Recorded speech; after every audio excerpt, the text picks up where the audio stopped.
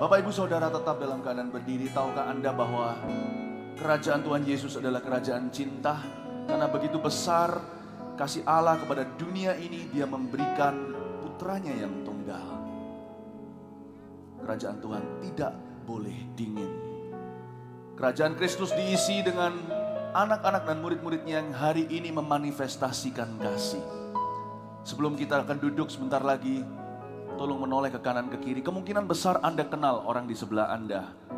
Jaga-jaga jikalau Anda tidak mengenalnya, Anda tetap bisa mengasihi orang itu dan katakan dengan sejujurnya, izinkan saya mewakili Tuhan, mengatakan saya mengasihimu dengan kasih Yesus. Kalau Anda tidak kenal, Anda bisa pakai kasih Tuhan. Dengan demikian kita tidak munafik mengatakannya. Dengan kasih Yesus, aku mengasihimu. Katakan begitu. 1, 2, 3, beritahu kepada orang kanan kirinya. Beri jabat tangan atau pelukan dengan cara yang suci dan hormat. Praise the Lord. Mari kita berikan tepuk tangan bagi Tuhan. Haleluya. Silakan duduk kembali. Betapa bahagianya hari ini kita datang dengan papa, mama, dan keluarga kita. Bagi Anda yang sendiri, di dalam Kristus Anda tidak pernah sendirian. Karena gereja, kerajaan Allah itu seperti keluarga besar. Tidak ada di sini yang yatim maupun yatim piatu. Tidak ada di sini yang tanpa orang-orang yang mengasihi mereka. Sekalipun kalau Anda adalah orang baru datang kemari, kami mau sambut Anda dengan kata-kata welcome home dari hati. Anda bukan datang di sebuah kebaktian, di dalam army of God, Anda selalu diperlakukan sebagai keluarga. Amin. Apa kabar semua? Luar biasa. Hanya karena kita datang dengan papa, mama, dan keluarga nggak boleh kaku loh ya anak muda. Tetap harus jadi diri sendiri. Kita beri tepuk tangan sekali lagi dengan sungguh-sungguh, dengan sorak-sorai. Haleluya. Tuhan mengasihimu. Tak ada satupun di sini yang tidak dikasihi Dia. Dia sangat sayang setiap kita. Rambut di kepala kita pun terhitung semua. Gereja harus menjadi seperti keluarga besar. Kerajaan Allah itu tidak dingin. No. Tidak pernah dingin. Karena itu, orang yang merasa tidak ada yang sayang dengan dia, itu adalah perasaan yang bukan dari Roh Kudus. Mari kita buka sama-sama di Roma pasal 16. Kita akan belajar tentang kerajaan Allah ini. Kalau kita berada di dalam kerajaan Tuhan, kita adalah warga negara sorga, kita harus punya budaya cinta. Pertama-tama, kita harus dengan iman percaya kita dikasihi. Salah satu dosa yang paling bahaya kita harus hati-hati adalah perasaan mengasihani diri sendiri. Kita merasa tidak ada orang yang mengerti kita, tidak ada yang menghargai, tidak ada yang mencintai. Kalau memang betul-betul gak ada Yesus cinta padamu. Sekalipun ayah dan ibuku menolak aku, kata pemazmur, kata Daud.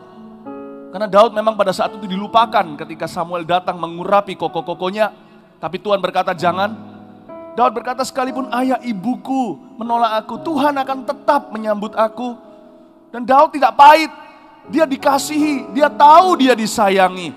Sehingga pada saat dia di gua Adulam, papa mamanya ikut dia juga. Dia tidak tolak. Sekalipun dia adalah anak yang ditolak, anak yang tertolak, dia gak pernah rasa tertolak. Karena dia punya Mazmur 23, Tuhan adalah gembalaku, tak akan kekurangan aku. Di mana kurang, termasuk kurang kasih, apalagi sebab Allah adalah kasih, dia pasti akan mencukupi. Pasti itu. Sehingga ketika ayah ibunya datang, ketika dikejar-kejar sama Saul,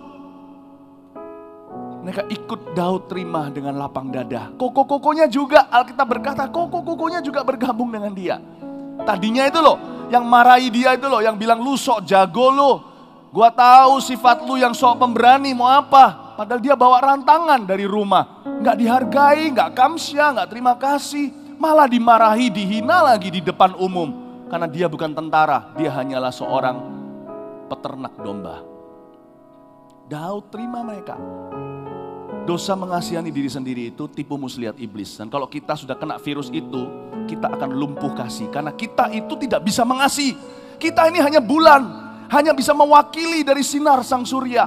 Kasih itu adalah Tuhan, kasih itu adalah Bapa, Allah adalah kasih. Kita hanya mencerminkan. Nah kalau kita nggak dikasihi dulu, Gimana kita bisa mengasihi? Sedangkan perintah Tuhan yang pertama setelah mengasihi Tuhan dengan segenap hati adalah mengasihi sesama seperti dirimu sendiri. Kita harus merasa dikasihi dulu untuk bisa mengasihi. Saya ini orangnya dingin sekali. Dulu saya masih ingat salah satu dosa saya yang saya menyesal luar biasa ketika saya terima Tuhan di Vancouver, Kanada adalah saya pukul sepasang saudara namanya Jimmy dan Iskandar. Saya selama sampai hari ini saya berdoa agar saya dipertemukan dengan mereka. Ini kakak beradik dari Cirebon. Saya ini orangnya dingin sekali. Karena dari kecil saya merasa gak ada yang sayang. Padahal saya dari keluarga yang baik-baik. Ya itu mungkin saya aja lah sebagai anak muda yang memberontak ya. Dan saya kalau sama orang itu juga gak punya cinta. Saya masih ingat saya pukuli yang namanya Jimmy dan Iskandar, ini salah satu saya pukuli dan kokonya itu ngerengek-ngerengek di depan saya, itu cium kaki saya. Saya pukuli sampai biru hancur tangannya. Itu saya nggak ditangkap di Singapura, itu saya sudah beruntung sekali. Saya hajar. Itu kokonya cium saya punya kaki, minta ampun karena mereka telah terlebih dahulu menghina saya sebelumnya. Saya dulu itu sekeras itu. Saya hajar kokonya, pegangin dengan orang-orang saya, pegangin semuanya. Adiknya saya pukul dan kokonya menangis di sebelah saya itu, saya nggak rasa iba sedikit pun. Saya orangnya begitu cold blooded. Saya dulu orangnya gitu. Why? Because I felt, karena saya merasa God hated me. Karena saya merasa Tuhan membenci saya dan saya jadi mangsa si jahat, roh jahat di udara. Ternyata nggak begitu. Saya sampai hari ini ketika saya bertobat saya berkata, aduh Tuhan, aku jahat sekali dulu. Aku seperti Rasul Paulus dulu itu adalah seorang murderer. Seorang pembunuh aku ini. Aku ini penghujat. Tolong ketemukan aku dengan Jimmy dan Iskandar. Saya mau minta maaf sekarang. Sekalipun kejadiannya itu sudah tahun 90. Yaitu 25 tahun yang lalu. Saya diubah Tuhan itu suatu hari, saya masih ingat. Ketika saya menangis, saya bergumul. Saya mau serahkan hati saya untuk Tuhan atau enggak ya. Saya serahkan untuk Tuhan Yesus atau enggak ya. Di kamar itu saya menangis. Pikiran mau bunuh diri segala macam, tiba-tiba ada telepon berdering. Mamanya Melody. Gembala istri, ibu gembala saya di Kanada. Telepon, Philip, kamu lagi apa? Saya berkata, saya tidak tahu saya lagi apa. Singkat cerita, saya berkata, Kak Ina, Tuhan tidak sayang saya. Saya tidak dicintai oleh Tuhan. Lalu Kak Ina berkata, saya panggil Kak. Nah ini satu ketidakadilan dalam dunia. Ibu gembala saya panggil Kak, suaminya, gembalanya saya panggil Om. Lebih baik daripada panggil saya Ko Philip, Tante Airin. Awas loh, saya siwak berdua nanti kalian. Kak Ina berkata seperti ini, Philip, Kak Ina bisa melihat kamu di kamar ini kan? Padahal itu lewat telepon, tidak pakai yang namanya FaceTime atau Skype. Kok tahu? Itu belum zamannya, internet pun belum ada. Hah? Kok tahu saya di kamar mana? Saya tahu itu hikmat Roh Kudus. Dan Kak Ina melihat kamu dipeluk sama Tuhan Yesus. He is hugging you. Saya bilang, mana? Gak kelihatan. Tapi bukti bahwa dia tahu saya berada di kamar mana, dalam posisi apa, membuat merinding rambut di tangan saya. Tuhan berkata sama saya hari itu, Philip, sekalipun kamu gak melihat, aku tetap mencintaimu. Berubahlah jadi orang.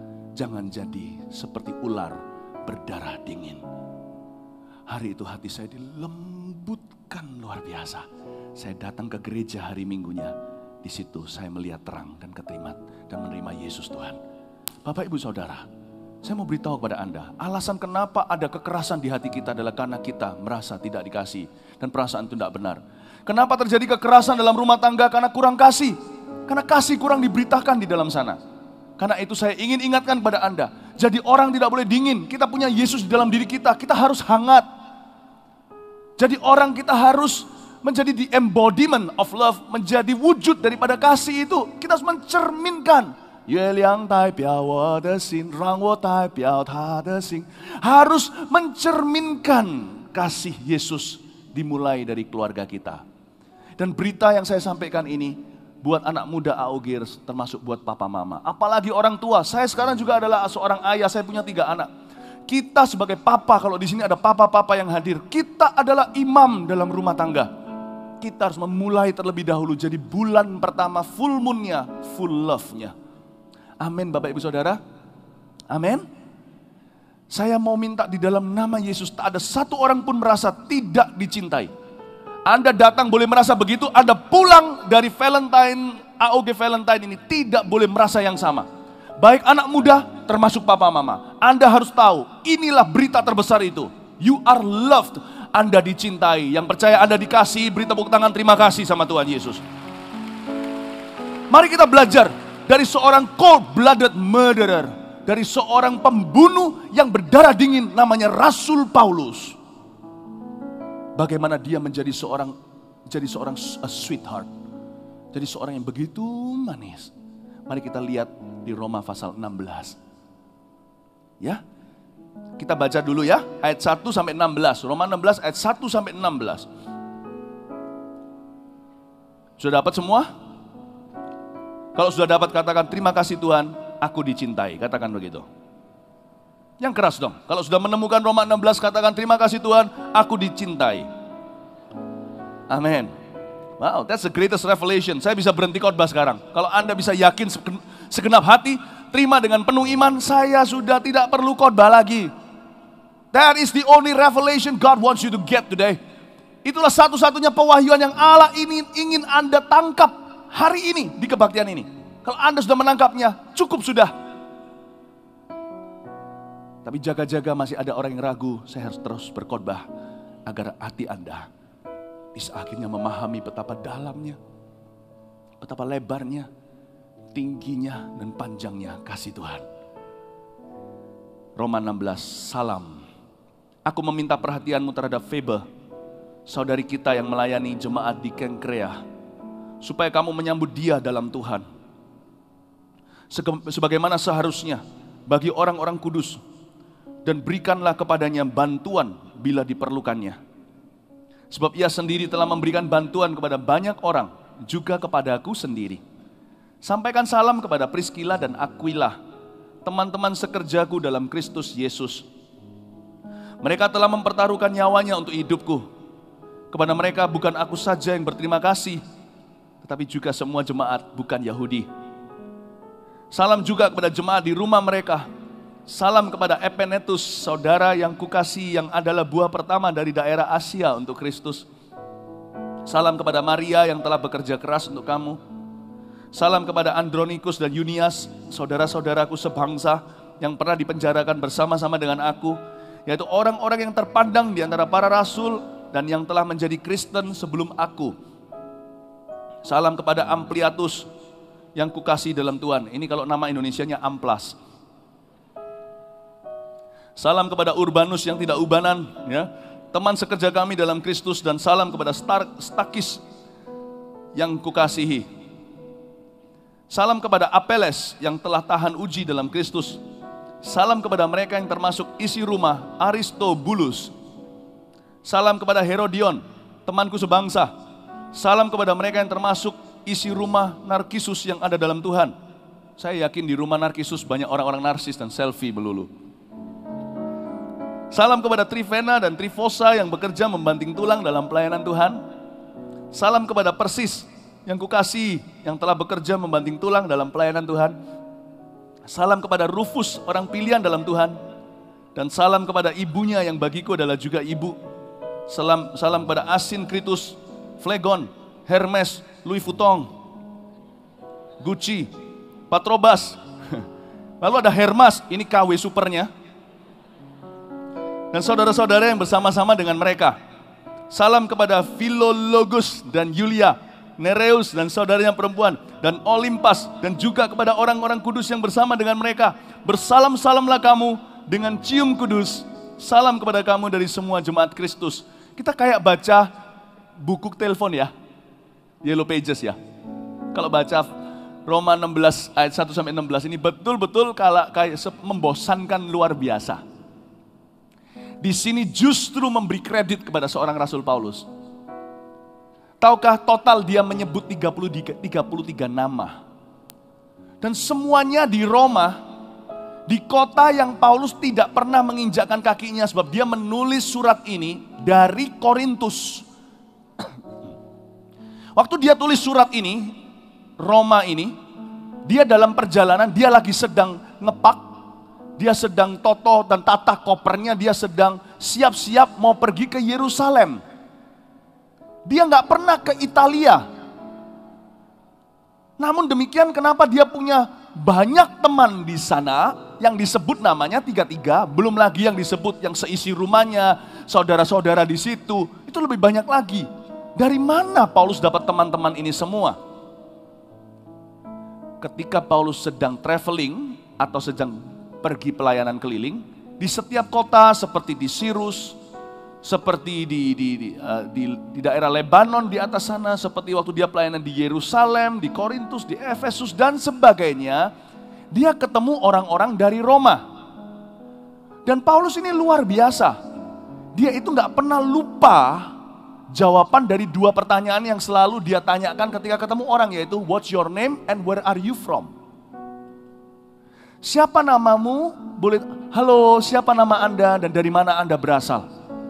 Luar biasa, dia ingat semua.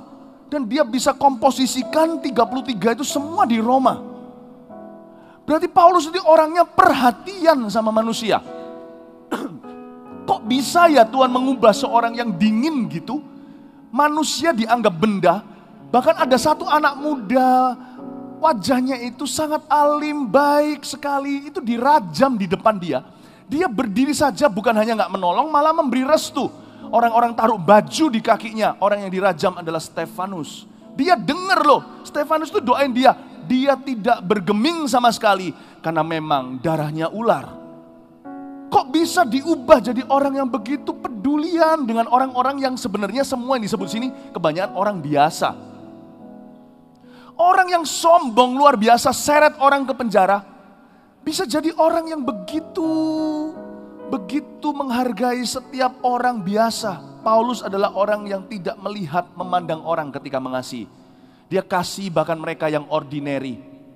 Luar biasa. Dan nama-nama ini dia kumpulkan dari kartu nama ketika dia bertukaran kartu nama dengan orang sepanjang perjalanan. Padahal Paulus itu orangnya workaholic loh. Kalau Anda pelajari orangnya itu sangat-sangat task oriented. Menurut saya, Paulus ini asal mulanya orangnya bukan people oriented, bukan people person. Dia begitu task oriented kalau kita baca dari surat-suratnya, apalagi daripada Kisah Para Rasul, biografinya. Wow, orang ini hanya taunya kerja. Suatu hari digebukin, bubuk, mati dia. Nggak tahu, Alkitab nggak menulis persisnya dia mati atau enggak. Tetapi setelah itu sekelompok umat Tuhan, saudara-saudara seiman bergandengan tangan mengelilingi dia yang sudah tidak bernyawa, berdoa, bangkitlah dia.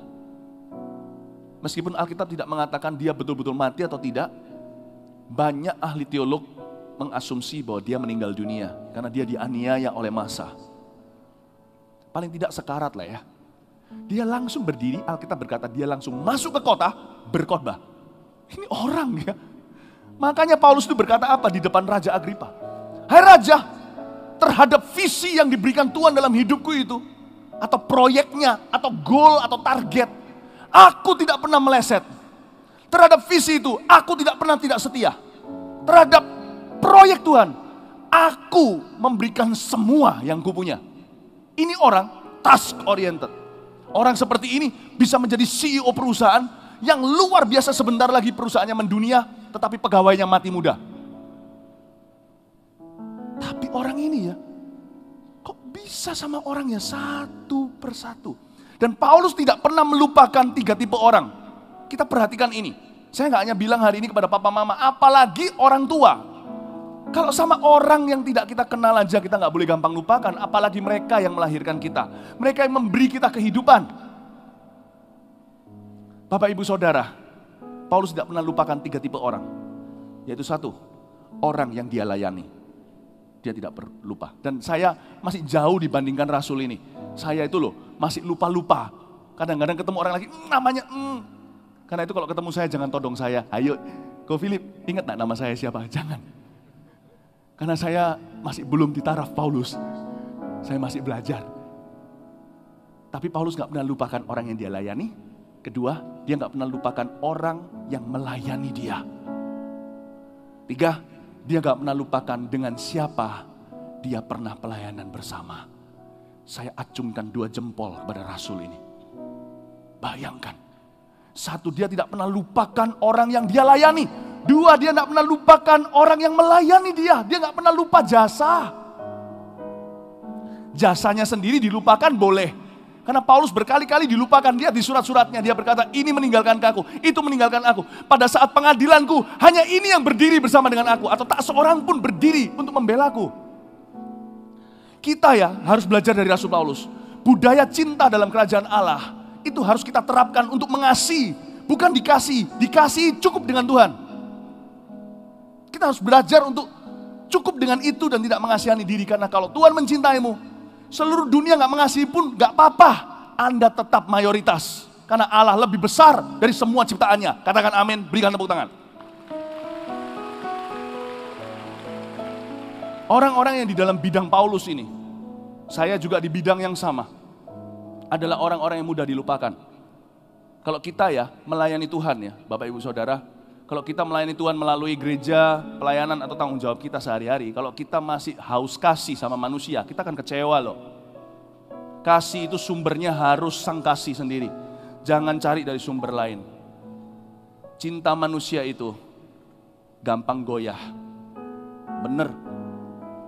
Dan jikalau ada cinta manusia gak goyah, suami istri contohnya, papa mama, anak kepada orang tuanya seperti ini, itu karena akarnya pada kasih Yesus yang tanpa syarat. Cinta yang gak goyah itu hanya bisa tetap berdiri di sana karena akarnya pada kasih Tuhan. Cinta dunia ini lepas dari Kristus, Yohanes 15 tidak bisa berbuat apa-apa. Yesus berkata komentarnya ketika dia suatu hari diteriaki Hosana, Hosana, minggu depannya salibkan dia. Dalam pelayanannya 3,5 tahun di Galilea, Tuhan Yesus berkata, dia gak percayakan dirinya pada manusia karena dia tahu apa yang ada di hati orang. Anda akan kecewa. Kalau kita tuh mengharapkan kasih. Belajar dari James tadi di dalam tayangan, dalam video. Dia menemukan lewat buku itu seperti jendela kepada Tuhan. Karena di dalamnya isinya firman. Dia itu minum dari sungai kasihnya Tuhan langsung. Tidak cari sana sini. Kalau dikasih ya bonus berterima kasih. Tapi jangan bergantung dengan cintanya manusia. Karena kasihnya orang itu rapuh. Kasih orang itu hanya eros. Kasih erotis.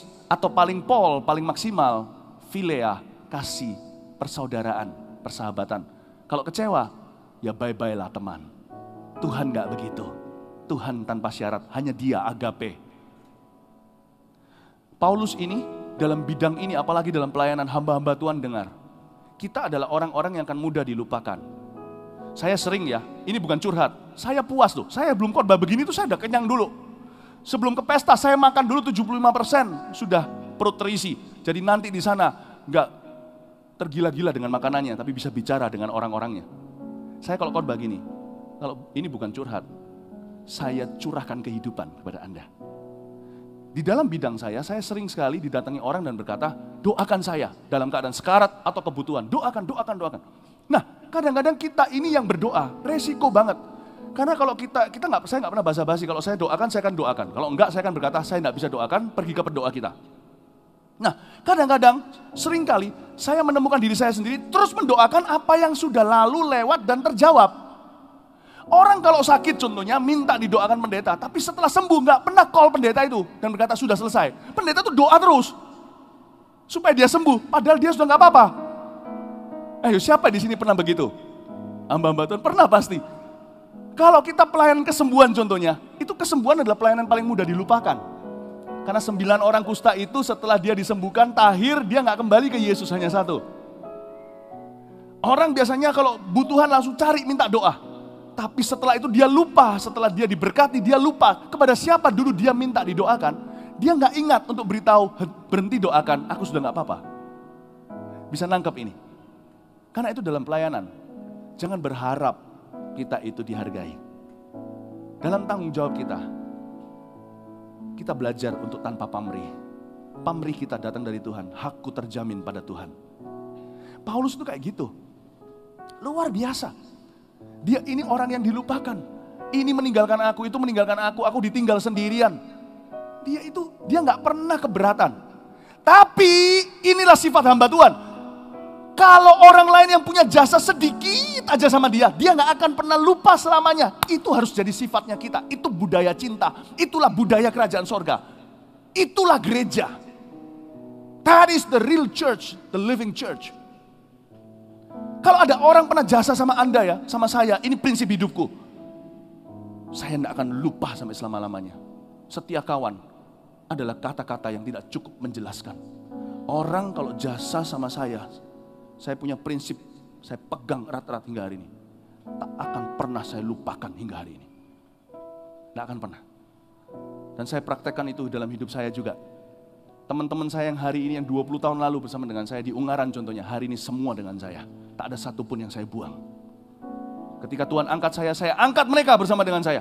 Tak ada satupun saya tinggalkan. I don't want to forget.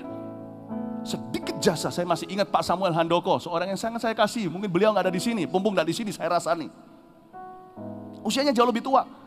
Saya masih ingat pada waktu itu, saya tinggal di sekolah Alkitab Teologia di belakang sana, kumuh sekali. Itu sekolah di pedesaan contohnya. Pak Samuel baik hati menyuruh saya tinggal di rumahnya, di kamar yang waktu itu meskipun bocor. Saya sempat loh sama Pak Samuel itu sama-sama waktu bocor masuk itu, saya itu ngeluarin air banjir itu bersama-sama dan ngelapi rumah bersama dengan Pak Sam. Dan saya selamanya kamsyah berterima kasih. Karena saya di belakang sana kesepian sekali, saya diterima di keluarganya. Saya masih ingat waktu itu papa saya datang khusus juga waktu melihat saya di Ungaran.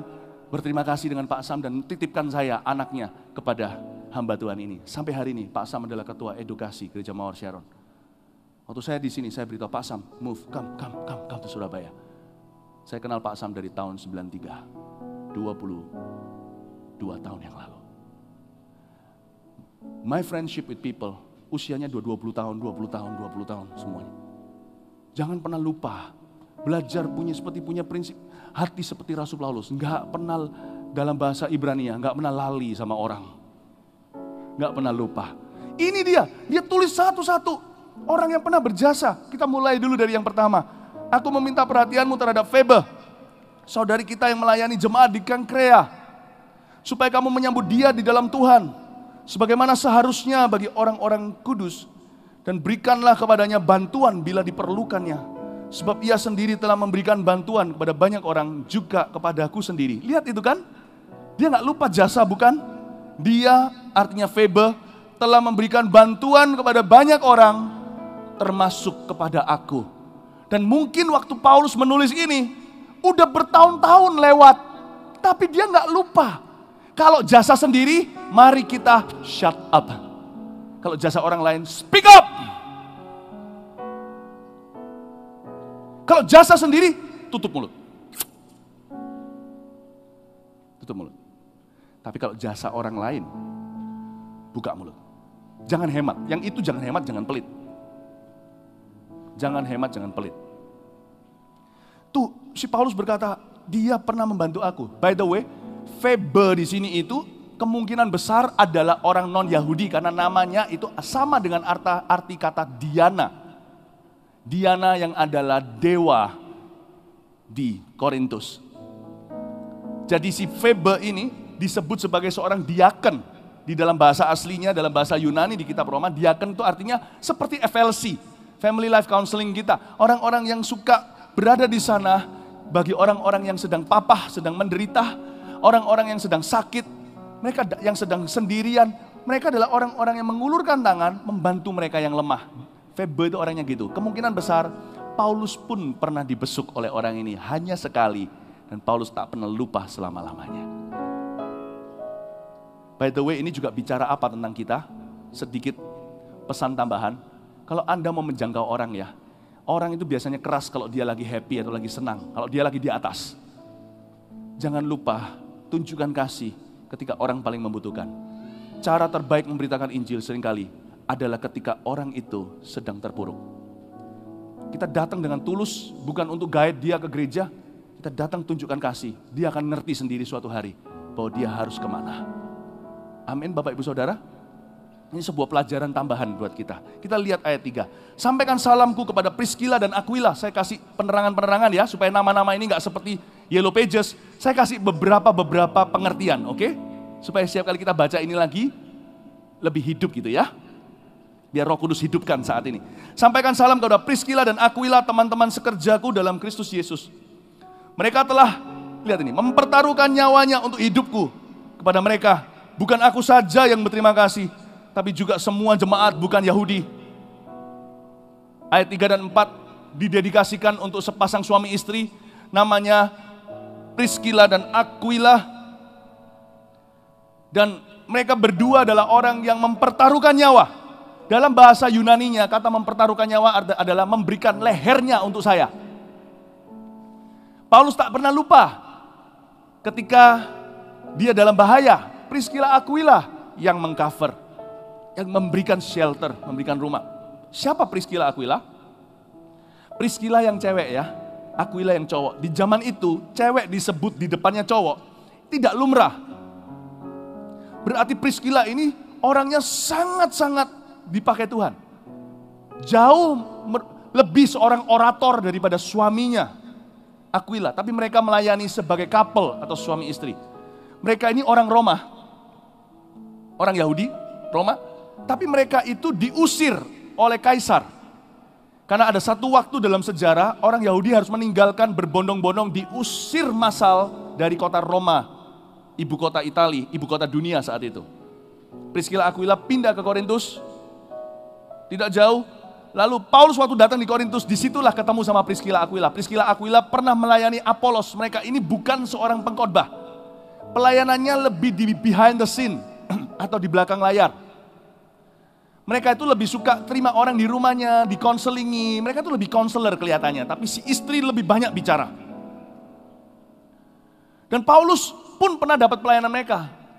Paulus pernah datang, mereka bukanlah mentornya Paulus, malah sebaliknya. Tetapi Priscilla Aquila itu menunjukkan perhatian. Ketika Paulus lagi down spiritnya itu, Priscilla Aquila yang berkata, Pak Paulus, Pastor Paulus, be strong, we are with you. Mereka gak lupa. Dan pada waktu Paulus lagi buron dikejar-kejar itu, mereka gak takut untuk bukakan rumah mereka, agar Paulus jangan jadi gelandangan di jalan, tidur di bawah jembatan.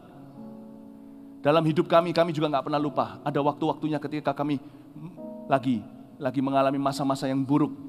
Ada orang yang bahkan bukan darah daging kami, yang membuka pintu, mengulurkan bantuan, bahkan membuka tempat mereka, dan sebagainya. Saya gak bisa cerita terlalu detail, karena ini tidak relevan buat Anda. Tapi saya beritahu, yang ini relevan. Never forget those people, even though sekalipun mereka bukanlah keluargamu. Paulus menyebutnya seperti keluarga dengan Priscilla Aquila. Remember, in the kingdom of Christ, dalam kerajaan Allah, kita ini keluarga besar. Tak selalu berhubungan daging dan darah, tapi disatukan dengan darah Yesus dan kebaikan serta keramahan. Dalam hidup kami tidak pernah lupa. Tak lama yang lalu ada satu orang yang sudah tinggal di luar negeri. Dia datang kemari. Saya sibuk, istri saya sibuk, kami dua-dua ini orang sibuk. Siang-siang karena malam tidak bisa ambil waktu anak, saya dan istri makan siang sama mereka. Jamu yang terbaik. Uang nomor 2. Setelah makan bersama-sama, padahal gak ada urusan bisnis, gak ada urusan apa. Setelah selesai, kami tawarkan. Kami kasih mobil, supir untuk dia mau kemana saja. Kata, sampai sempat ke taman safari segala. Belum dia kembali ke negaranya, negara asalnya sekarang. Because we never forget. Satu jasa yang dia lakukan in our times of need. Di waktu kami membutuhkan. Tak bisa dibalas dengan jasa, traktiran, mobil, supir. Nggak bisa, selamanya dia datang. Dia adalah urusan kami, dia adalah VIP kami. Kapanpun sampai kapanpun tak pernah terbayar lunas. Karena suatu waktu dia berjasa dalam hidup kami. Itu nggak mungkin bisa dilupakan. Jadi orang harus komitmen begitu. Jangan perhitungan. Amin Bapak Ibu Saudara. Paulus bilang Priscilla Aquila itu kayak gitu. Luar biasa. Bapak Ibu Saudara, saya belajar prinsip-prinsip Paulus ini. Dan saya sendiri berdoa. Saya terinspirasi dengan Priscilla Aquila. Tuhan, jikalau dibutuhkan ada waktu di mana aku harus menaruh nyawaku untuk menolong orang lain, beriku kekuatan untuk aku berkata iya. Saya belajar. This is the love that sacrifices. Anak-anak saya kadang-kadang khawatir. Kalau saya mau keluar kota itu lucu, mereka itu kasih saya pesan.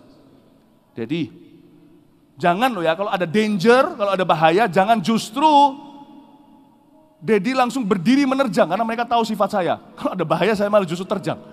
Kalau ada orang butuh pertolongan, saya berdiri di sana. Anak-anak saya malah justru wanti-wanti saya, tolong ya, do it for us. Ada satu yang beritahu pada saya, jangan lupa, di rumah, Daddy masih punya anak. Why? This kingdom, my friend. One day, saya suatu hari juga mau anak-anak saya belajar prinsip Paulus ini. They too will have to sacrifice.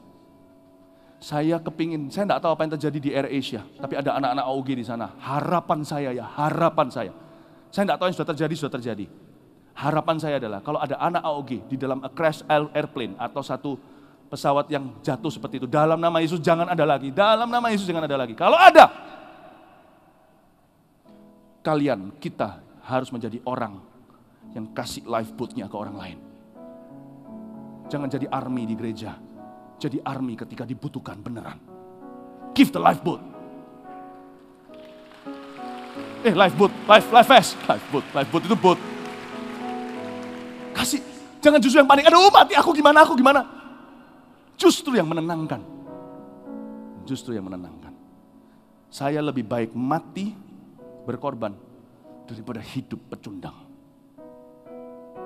Anak-anak saya harus ngerti itu. Suatu hari mereka pun harus ikut jalur saya itu. Suatu hari. Saya lebih baik mati berkorban, tidak dinyanyikan, tidak usah orang lain tahu, daripada hidup dengan nurani yang menuduh bahwa aku telah menyelamatkan diriku dan di tempat orang lain. Priscilla Aquila, kata Paulus, they gave me their neck.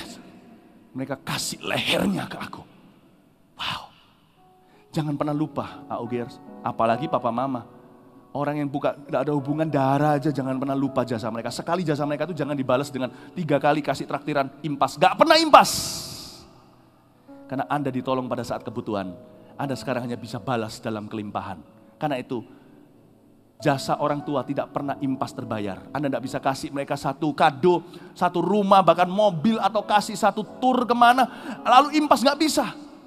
Karena Anda sekarang bisa balas dalam kelimpahan. Tak pernah impas pada saat Anda ditolong dalam kebutuhan. Tak akan pernah impas. Inilah pesan yang Paulus berikan tentang Priscilla Aquila. Aku tidak akan pernah impas dengan kamu. Kerajaan Allah adalah kerajaan hutang berhutang, tapi bukan uang. Kerajaan Tuhan adalah hutang berhutang, namun kasih. Amin. Kita lanjutkan sedikit ya. Ini interesting, ada banyak sekali cerita-cerita di sini yang nama-nama ini kelihatannya nggak ada artinya, itu berarti semua. Sama dengan nama Anda begitu banyak, saya nggak bisa ingat semua, tapi semua berarti karena setiap orang itu kehidupan. Kita lihat ayat 5. Salam juga kepada jemaat di rumah mereka. Salam kepada Epenetus, saudara yang kukasih yang adalah buah pertama dari daerah Asia untuk Kristus. Wow, Epenetus ini siapa? Dia buah pertama di Asia. Di ayat yang ke-5 ini interesting, sangat menarik kalau kita pelajari sejarahnya. Paulus di dalam perjalanan misionarisnya yang kedua, dia ditolak sama Roh Kudus untuk masuk ke Asia. Asia di sini bukan Asia China, Korea, ya, bukan. Asia di sini bukan Indonesia. Asia di sini adalah sebuah provinsi di zaman ini namanya Turki, sebelah barat. Paulus masuk ke sana tidak bisa. Akhirnya pada waktu missionaries journey atau perjalanan misinya yang ketiga, Roh Kudus izinkan dia masuk di perbatasan. Disitulah dia bertemu dengan Epenetus sebagai orang berdosa dan bertobat terima Tuhan. Epenetus adalah buah pertamanya di Asia. Kalau dia waktu nulis surat Roma ini udah gak lama sebelum dia mati. Sebelum Paulus dipenggal dan dibunuh di kota Roma. Bapak ibu saudara, Paulus tidak lupa buah pertamanya. Ini Paulus ini luar biasa orangnya. Tapi saya bisa ngerti lah ya. Anda tidak akan bisa lupa ketika anggota keluarga Anda yang Anda tunggu lama-lama itu akhirnya pertama bertobat. Kalau ada seorang diri yang Kristen di dalam rumahmu, yang pertama bertobat, Anda tidak akan lupa urutannya. Karena yang pertama itu selalu istimewa. Apalagi Paulus sudah tunggu-tunggu gak boleh masuk ke Asia, penasaran dia. Akhirnya ketika satu orang bertobat namanya Epenetus, Wah, dia nggak lupa. Dan sekarang Epenetus tinggal di Roma. Berarti Paulus ada surat-suratan dengan dia kali. Dia tahu Epenetus sekarang berada di mana. Wow, jangan lupa ya orang yang pernah Anda layani. Please do not forget. Follow up itu nggak boleh bergantung formulir tulisan. Saudara-saudaraku, saya bicara dengan AOGers. Mau tahu tenaga follow up, senjata follow up Tuhan yang paling ampuh adalah our caring spirit. Roh kita yang caring. Belajar dari John Sung, obor Allah di Asia, seorang hamba Tuhan dari Tiongkok, China. Tapi jangan belajar ekstrimnya dia. John Sung ini, setiap orang yang bertobat di ministrinya dia doakan setiap hari. Nah, karena dia begitu setia, Tuhan tambahkan dan jumlahnya jadi ribuan. Puluhan ribu atau ratusan ribu. John Sung ini pernah ke Indonesia, ke Solo, pernah ke Magelang. Dia ke Surabaya juga ada. John Sung ini, Song Seng Che. Ini adalah orang yang hamba Tuhan yang luar biasa. Ini seorang penginjil yang diurapi bahkan kesembuhan terjadi. Dan dia doakan. Jadi kalau dia punya 100.000 petobat, tiap hari dia doakan 100.000 nama. Oke, saya beritahu dulu. Kelebihannya apa, kekurangannya, oke? Kelebihannya, tak satu pun orang-orang bertobat di dalam KKR-nya gugur kembali. Saya pernah bertemu dengan beberapa orang yang sudah tua tentunya, yang adalah buah daripada KKR John Sung. Dia cuma datang ikut dengar bertobat lahir baru, tidak di follow up oleh gereja. Waktu itu belum mengerti gereja-gereja cara memfollow up gimana. Belum ada sistem. Dan mereka yang saya temui, sejauh yang saya temui, tidak banyak tentunya, sisanya sudah sedikit karena sudah generasinya beda. Saya ketemu dengan 10 tetap sungguh-sungguh. Kok bisa ya? Di mana rahasia follow up-nya John Sung? Dari 10 yang saya temui, 10 hari ini tetap orang Kristen yang setia dan berapi-api cinta Tuhan. Karena John Sung doakan mereka satu-satu, gak hanya formulir doang. Saya rasa kita perlu praktekkan itu, AOGers. The best type of evangelism is not mass evangelism, it's friendship evangelism. Penginjilan yang paling ampuh di dunia ini bukan penginjilan massal, itu juga, tapi penginjilan perorangan atau penginjilan persahabatan. Kelemahannya di mana? Ya jadi membengkak lah ya. John Sung tiap hari berdoa 7 jam. Sehingga dia akhirnya jatuh sakit dengan pelayanan. Dia gak bisa perhatikan terlalu banyak keluarganya, segalanya. Dia mati muda, John Sung mati umur 40. Dia mati dalam keadaan sekarat tubuhnya, hancur-hancuran karena dia doain satu persatu. Puji Tuhan hari ini kita punya departemen doa.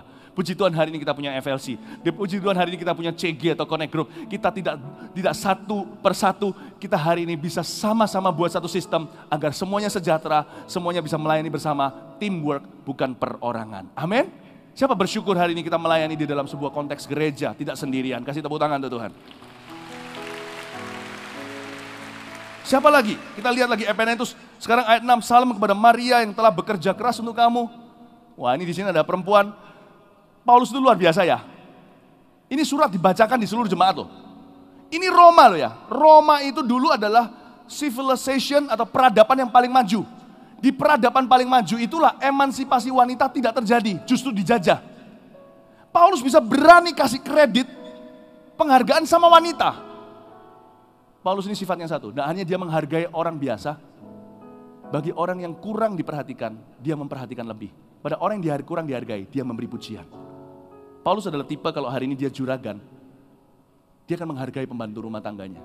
Itu kasih Tuhan. Itu kasih Tuhan. Saya belajar dari ini. Maria bukan rumah tangga di sini. Bukan pembantu rumah tangga. Maria di sini adalah orang yang termasuk kategori gender, jenis kelamin yang di nomor 2 kan, yang dianggap seperti barang di zaman itu. Namanya wanita. Itu dulu, sekarang Anda dihargai, puji Tuhan.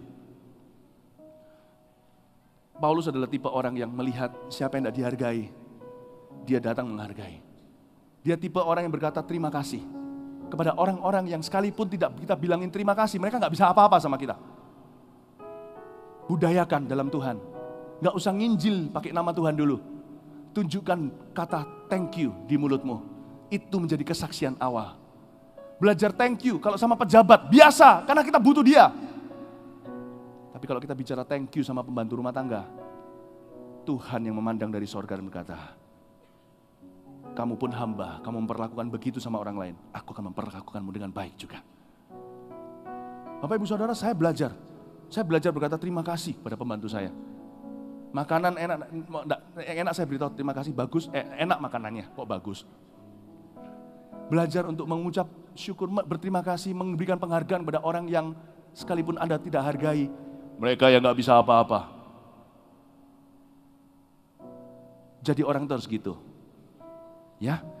Dan mari kita lihat lebih lanjut ayat 7, salam kepada Andronikus dan Yunias, saudara-saudaraku sebangsa yang pernah dipenjarakan bersama dengan aku, yaitu orang-orang yang terpandang di antara para rasul dan telah menjadi Kristen sebelum aku. Andronikus dan Yunias kemungkinan besar suami istri.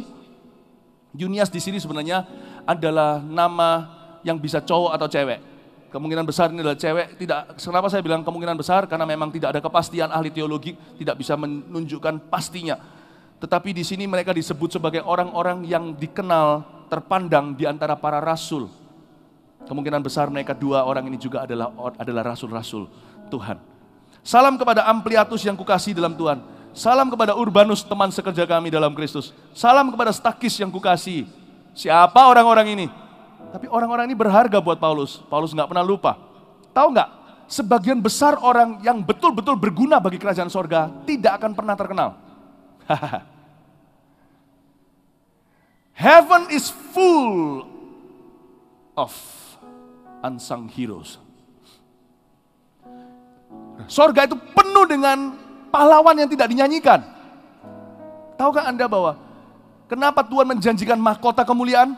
Karena setiap orang yang tidak dinyanyikan itu akan dapat himnalnya sendiri pada saat nanti di sorga, akan diberitakan dari atap rumah, di dalam terang, tidak dalam gelap, diceritakan jasa mereka. Berbanggalah hari ini kalau tidak ada orang menghargai, upahmu penuh di atas sana. Siapa yang minta dihargai lebih, siapa yang menuntut apalagi, orang itu sahamnya berkurang di atas sana karena dia sudah cashkan di ATM di dunia. Tahukah sebagian besar orang yang dipakai oleh Allah itu di balik layar, sebagian besar orang yang dipakai oleh Tuhan yang berguna bagi kerajaan sorga itu tidak akan pernah terkenal. Karena itu Bapak Ibu Saudara yang terkenal, yang dikenal di dunia Anda, jangan pernah lupa tim sukses Anda. Saya sebagai seorang pendeta, pengkhotbah, masuk TV juga contohnya, saya nggak pernah lupa tim yang mati-matian, yang saya sendiri nggak mati-matian, mereka banting tulang. Ketika saya tidur, mereka masih telepon sana-sini, tembusi sana-sini, pergi ke stasiun televisi. Itu tim sukses di belakang itu. Jangan dilupakan, they are your real family. Jangan pernah lupa kalau kita melayani, kita berkata sama mereka. Ketika mereka berkata, duduk dulu kok, capek. Tapi saya seringkali diingatkan Roh Kudus untuk beritahu, enggak, kalian yang capek, bukan saya yang capek. Thank you ya. Jangan lupa melayani itu selalu with a smile. Jangan gantikan smile itu di emoticon, di BBM. Smile beneran di wajah jauh lebih indah daripada yang warna kuning itu di HP kita. Always serve with a smile. The kingdom of God is not a cold kingdom.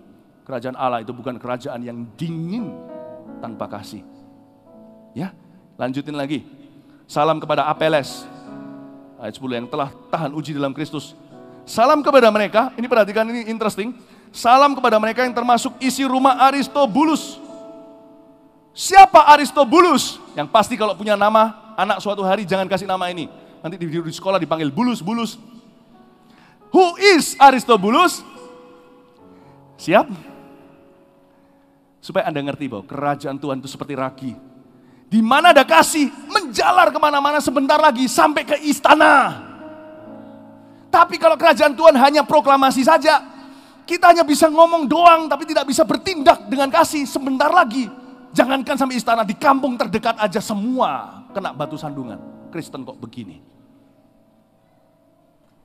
Ya, Aristobulus adalah cucunya Raja Herodes yang mengejar bayi Yesus dan membunuh setiap bayi di Bethlehem yang berusia 2 tahun ke bawah.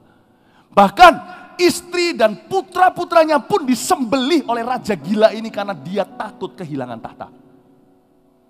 Cucunya Aristobulus menjadi anggota kerajaan surga.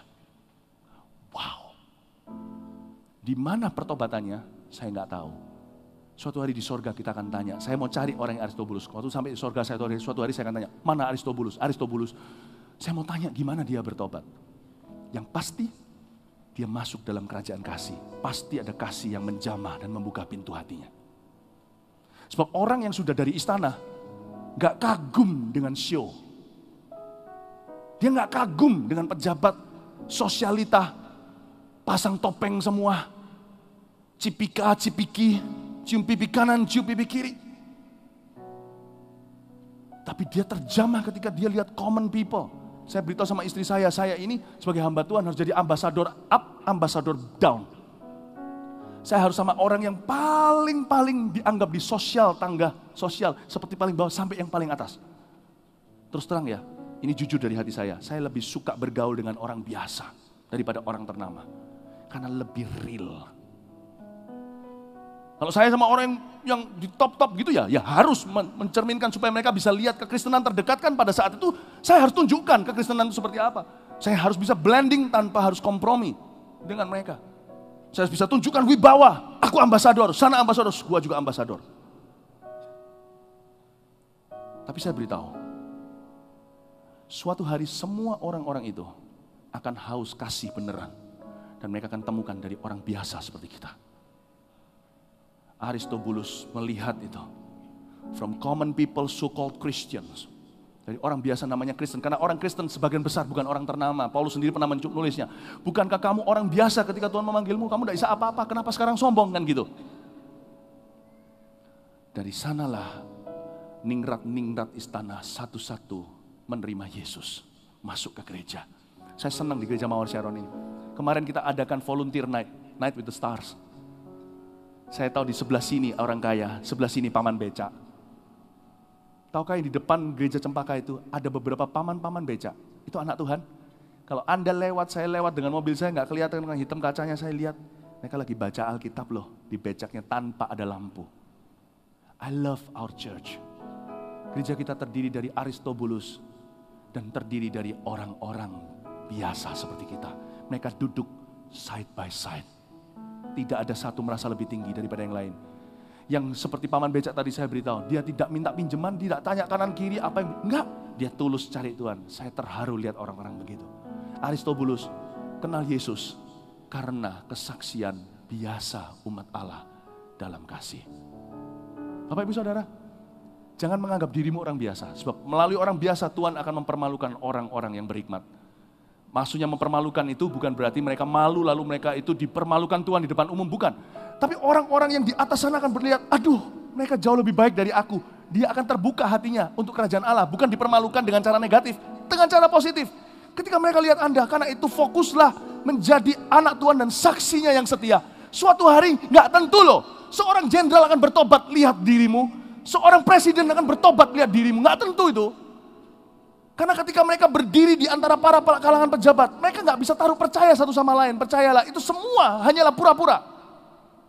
Ketika mereka melihat Anda, mereka melihat kerajaan Allah. Jangan pernah di sini berkata, aku ini siapa? Kemungkinan besar suatu hari engkau akan menobatkan pejabat-pejabat negara. Kasih tepuk tangan untuk Tuhan. Lalu kita lihat lagi ayat 11, ada satu pejabat lagi salam kepada Herodion. Namanya dia Herod, tapi di sini dia malah justru namanya persis. Tapi hubungannya apa? Tidak dijelaskan. Temanku sebangsa, salam kepada mereka yang termasuk isi rumah Narkisus yang ada dalam Tuhan. Perhatikan, Paulus ini luar biasa. Dikatakan di sini, salam kepada mereka yang termasuk isi rumah Narkisus yang ada dalam Tuhan. Kenapa ditulis yang ada dalam Tuhan? Paulus tahu, padahal dia itu tinggal di Korintus. Dia tahu di rumah Narkisus tidak semuanya Kristen. Hebat ya. Ini kayak seorang gembala kalau tanya sama jemaatnya, saya itu iri sama orang-orang begini. Perhatian sekali, ada orang tertentu ya, pendeta tertentu itu saya masih belajar. Saya ingin mereka tumpang tangan ke saya atau apa. Nama, nomor telepon itu bisa ingat. Keluarganya, namanya. Kalau yang gitu-gituan istri saya lebih tahu dari saya. Saya seringkali datengin orang dan berkata, terima kasih ya, ingat ulang tahunku. Oh iya, pulang saya tanya, ada apa? Ternyata dia kirim kue tar. Saya nggak tahu, dia lebih ingat ulang tahunan daripada saya. Saya aja kalau ulang tahun lupa kok ulang tahun saya. Tapi ada orang kayak gitu. Paulus ini kayak begini. Dan dia bukan karena lahir begitu. Dia membenahi diri, jadi saya nggak ada alasan. Saya juga harus membenahi diri, Anda juga nggak ada alasan. Paulus itu tahu, itu kayak seorang gembala kalau tanya sama Anda ya, contohnya Anda namanya Andi. Hei Andi, apa kabar? Gimana? Koko sudah dalam Tuhan belum? Aduh, pastor kok inget ya, kokoku masih saya doakan. Aduh pastor perhatian sekali. Itu tipe orang kayak gitu.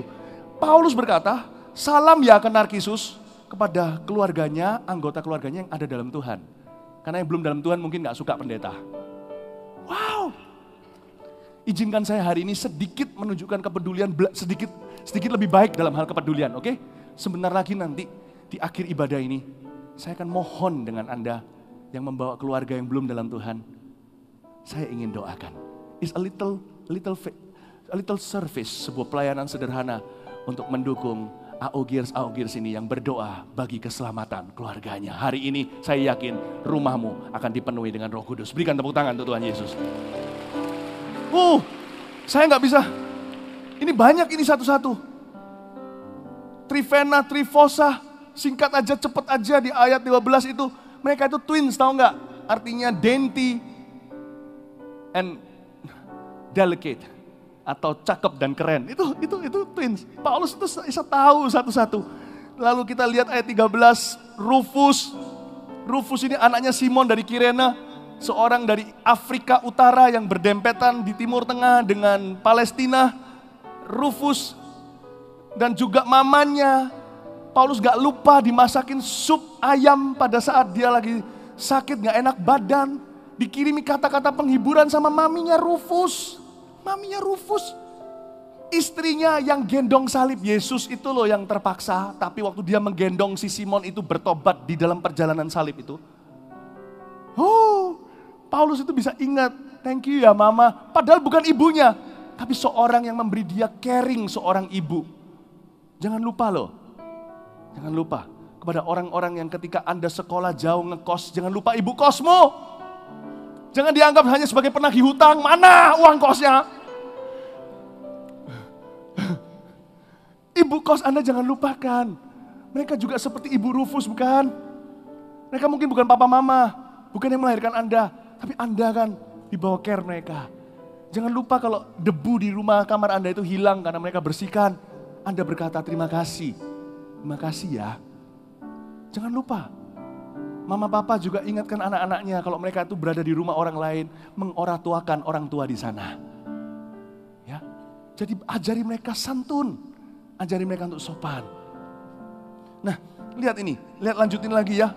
Ayat 14, salam kepada Asinkritus, Flegon, Hermes, Patrobas, Hermas, dan bla bla bla segalanya. Ayat 15, salam kepada Filologus dan Yulia, Nereus, saudaranya, Olimpas, dan sebagainya. Indah sekali. Paulus ingati satu-satu. Ayat 16, dengan ini saya selesai.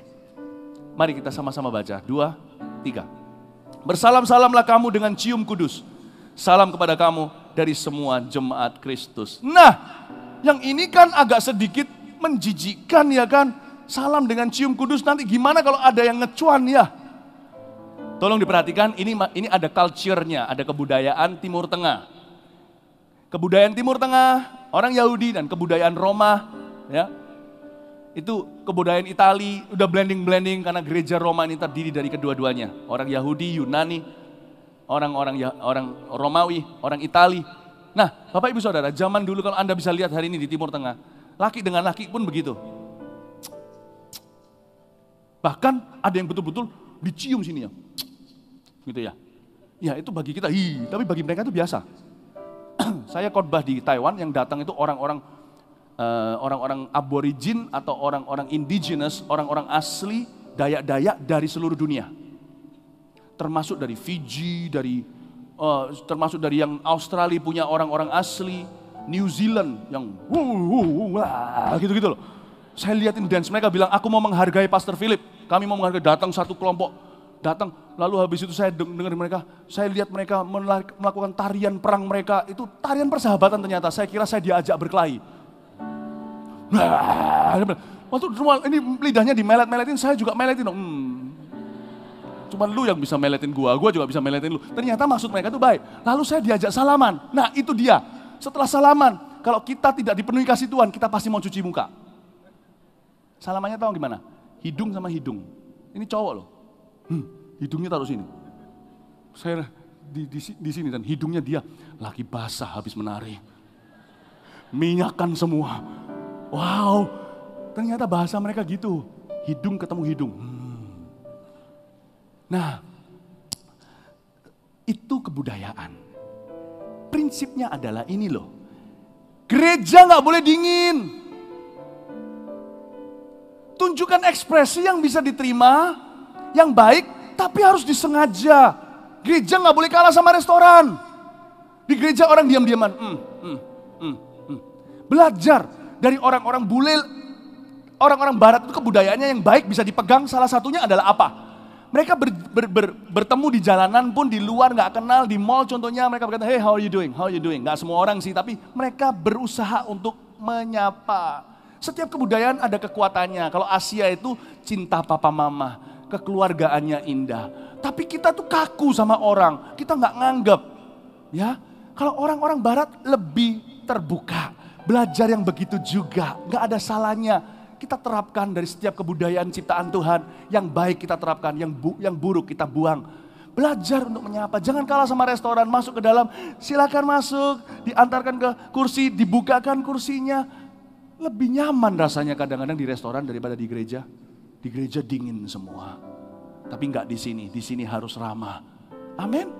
Kalau ketemu orang, sapa, hey apa kabar, apa kabar. Sesama anak muda, enggak apa-apa.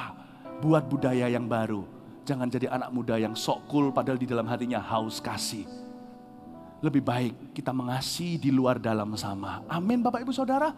Dengan cium kudus, dengan salam-salaman kita bisa lakukan. Bahkan jangan hanya Valentine saja kalau kita mau cium papa mama. Kalau kita mau rangkul mereka, lakukan setiap kali Anda ketemu. Apalagi kalau Anda tidak hidup berbarengan lagi. Entah Anda di kos-kosan, Anda tinggal di luar kota, Anda di Surabaya, papa mama di luar kota. Kalau Anda ketemu, cium mereka.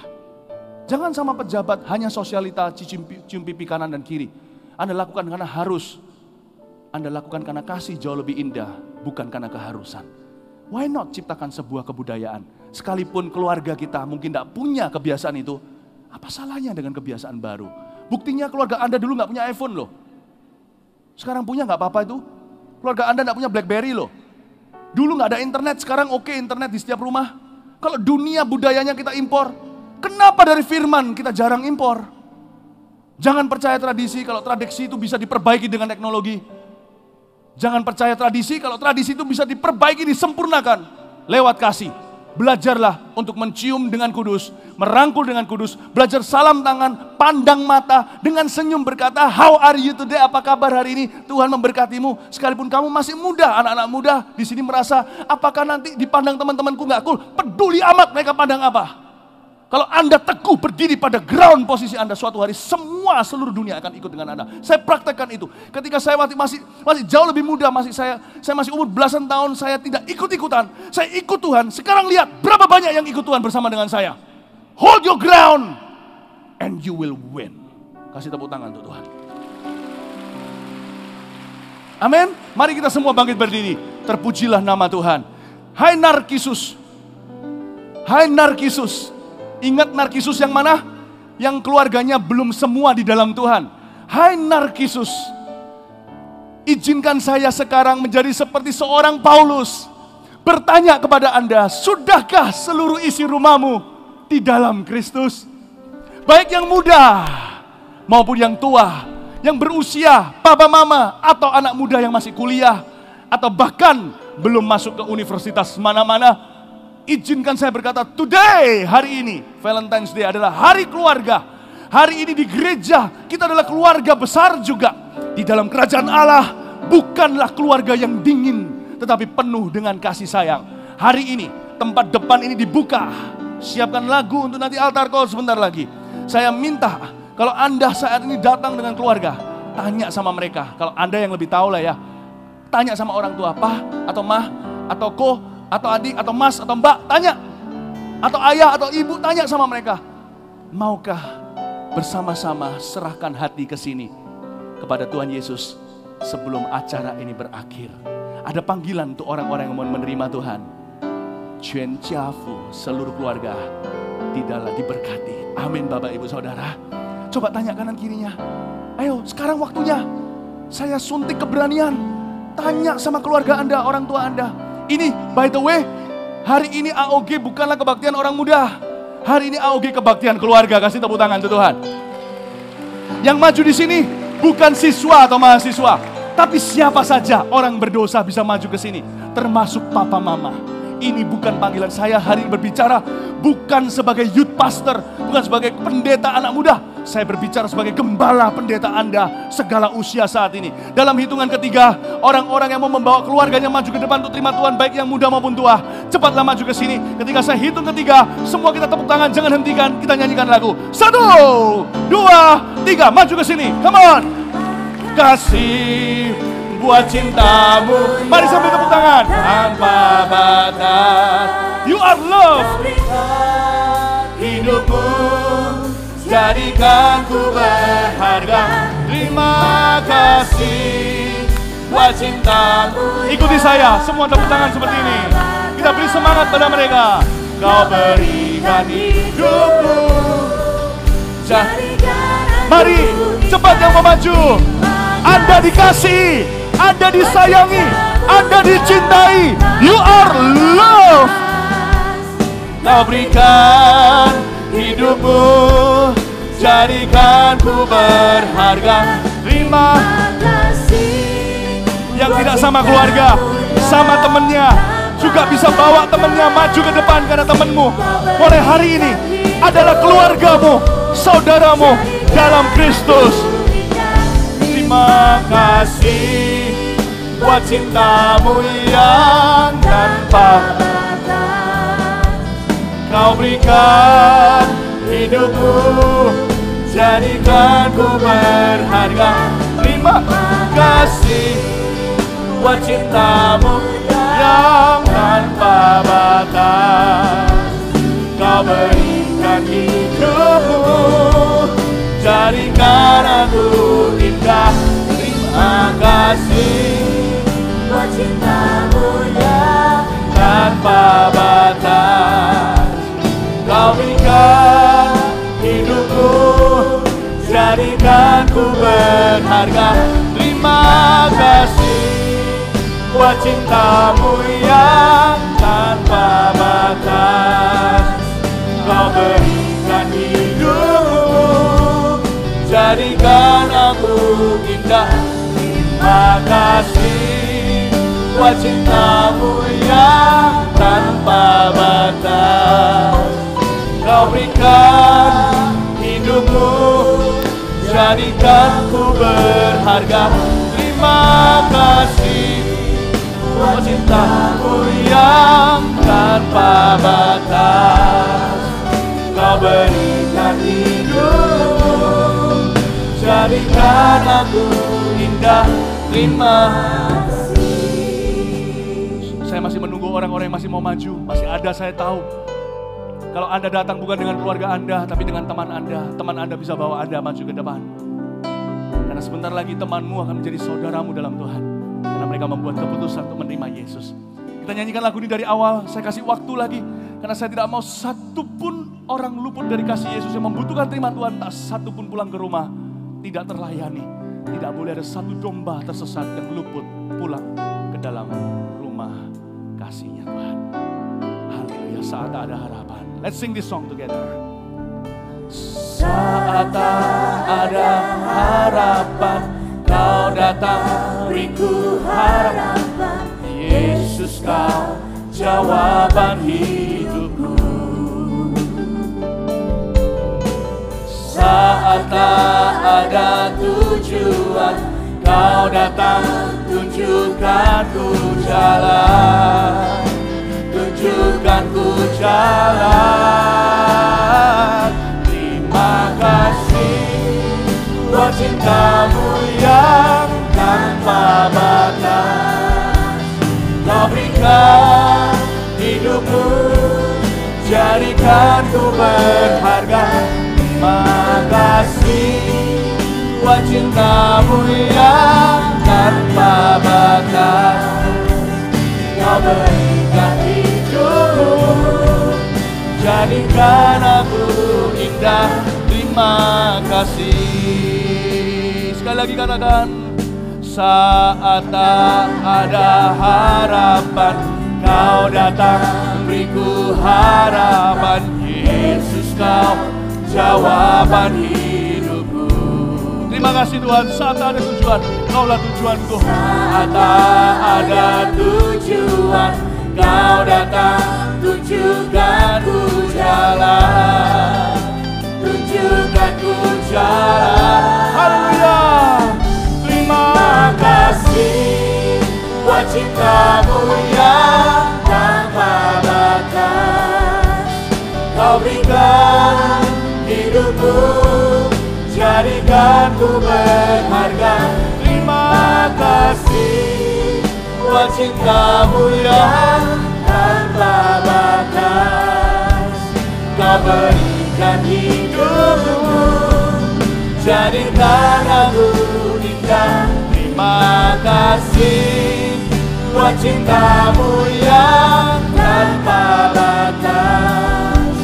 Kau berikan hidupmu, jadikan ku berharga.